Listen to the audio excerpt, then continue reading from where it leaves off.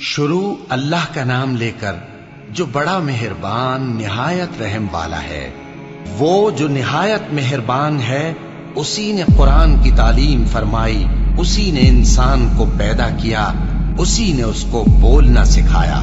سورج اور چاند ایک حساب مقرر سے چل رہے ہیں، اور بوٹیاں اور درخت سجدہ کر رہے ہیں، اور اسی نے آسمان کو بلند کیا اور میزان عدل قائم کر دی کہ اس میزان میں حد سے تجاوز نہ کرو، اور انصاف کے ساتھ ٹھیک تولو اور تول کم مت کرو۔ اور اسی نے خلقت کے لیے زمین بچھائی، اس میں میوے اور کھجور کے درخت ہیں جن کے خوشوں پر غلاف ہوتے ہیں، اور اناج جس کے ساتھ بھس ہوتا ہے، اور خوشبودار پھول۔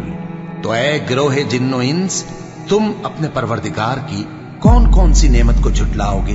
اسی نے انسان کو ٹھیکرے کی طرح کھنکھناتی مٹی سے بنایا اور جنات کو آگ کے شعلے سے پیدا کیا۔ تو تم اپنے پروردگار کی کون کون سی نعمت کو جھٹلاؤ گے؟ وہی دونوں مشرقوں اور دونوں مغربوں کا مالک ہے، تو تم اپنے پروردگار کی کون کون سی نعمت کو جھٹلاؤ گے؟ اسی نے دو دریا رواں کیے جو آپس میں ملتے ہیں، مگر دونوں میں ایک آڑ ہے کہ اس سے تجاوز نہیں کر سکتے۔ تو تم اپنے پروردگار کی کون کون سی نعمت کو جھٹلاؤ گے؟ ان دونوں دریاؤں سے موتی اور مونگے نکلتے ہیں، تو تم اپنے پروردگار کی کون کون سی نعمت کو جھٹلاؤ گے؟